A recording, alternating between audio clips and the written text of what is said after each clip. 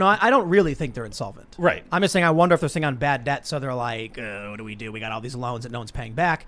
BlackRock comes in and starts buying up all these houses. Could it be that that's a pseudo bailout? When people all start trying to sell their homes because they couldn't pay for them, and then BlackRock comes in and covers the debt plus. Mm-hmm.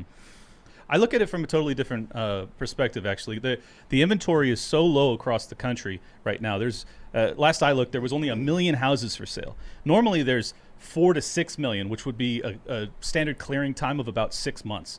So we have 1 to 2 months worth of inventory. The prices are skyrocketing simply because the demand outpaces supply. There's no conspiracy there. However, the reason we have that situation is because of the foreclosure and eviction moratoriums, which are a product of the lockdowns, which the government is responsible for. And then the Fed is juicing the system by putting $7 trillion out there. And of course, you're going to be forced to chase yield in a way that is very reckless. And we are laying the groundwork for the greatest real estate bubble in our history.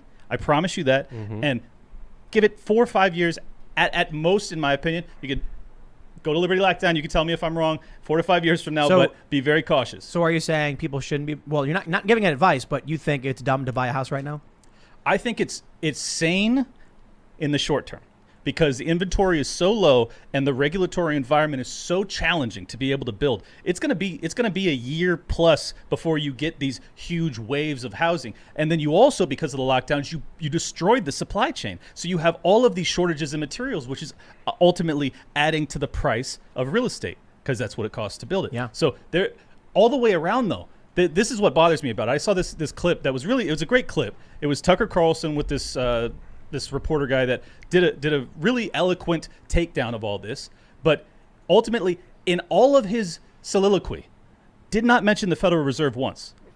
The Federal Reserve is responsible for so much that is destroying this country right now, and it doesn't get any talk. Mm-hmm. Like none. And it's frustrating to me, because it seems as if you almost get into Alex Jones territory when you bring up the Federal Reserve. No, it is a legalized cabal of bankers that control this, the world, but moreover this country and this economy. But hey, they're LGBTQ and non-binary friendly, as they announced recently, so they're exempt for criticism. So what you're saying, Clint, is that you're a bigot? Well, no. I'm on your team. No, hold on. Tim, I would counter your narrative, because I don't think BlackRock would do anything for the benefit of the United States, especially with their record, with their history of getting bailouts whenever they have losses and keeping the profits whenever they have profits. This is what BlackRock is. And we have to remember, in 2008, that large, huge economic reckoning was just a burp, was just a small bubble, a part of a larger indigestion problem that there's no Pepto-Bismol for.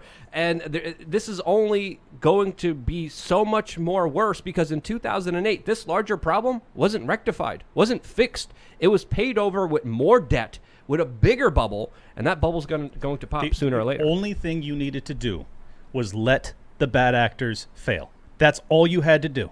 And they refused. Yep. And what do we have now? The most egregious moral hazard in history. You have BlackRock and all of these other guys. And Bill Gates, let's not forget, Bill Gates, the largest landowner in all of the United States. Farm yeah, of course. And so they're going out and they're buying real estate at any price, because they can't find yield, because the stock market is also in a bubble because of the trillions that the Fed has printed. And now you have young people who are priced out of housing, that feel hopeless, that are suicidal. You've also locked them in their fucking house for a year, so I don't even blame them for feeling suicidal. And none of this gets blamed on the Fed. We could have never locked down this country for a year if not for the Federal Reserve, because you couldn't have papered it over like you did. So every single layer of this falls at the fucking doorstep of the Federal Reserve, and no one talks about it. And it drives me crazy. So what you're saying is buy Bitcoin? Yes. Actually, I am. Yeah, I am saying that. I'm good. If there's a bubble, like you're saying, a 6-year bubble from now, housing bubble, what would it look like year by year? What would change? It's very hard to say, because all right, so this is what I tell people when they ask me for advice, because I am a long-time real estate investor. It's very important that you pay attention to short-term interest rates. Obviously, if the Federal Reserve hikes rates, we're in serious trouble. So I don't think they're going to do it simply because they can't. They cannot do it because our debt is so massive. If they increase the rates at which the government has to borrow, we are insolvent as a nation.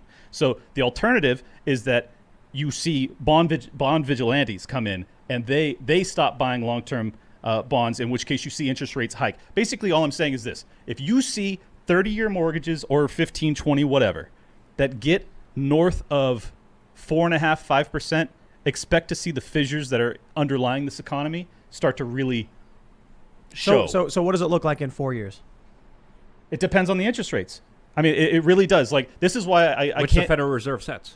Well, they do and they don't. They Okay. set short-term interest rates. Long-term interest rates are set by bond buyers. Bond buyers are China, the American people. Many people buy bonds. So it's not as simple as that. People always think like, well, if they hike rates or if they don't hike rates, this lasts forever.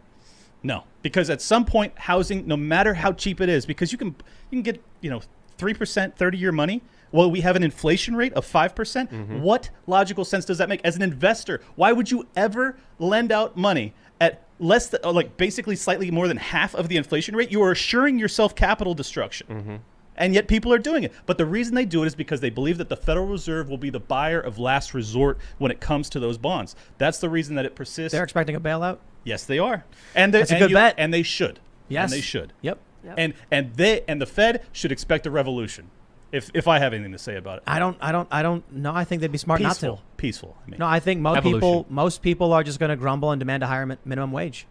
Well, they're the fools. Yeah. They're the useful idiots. Because if you still think that that's the reason that you're not getting paid well enough, and that's the reason you can't afford a house, all of this is a product of your currency being destroyed year after year for 100 plus years. You know what really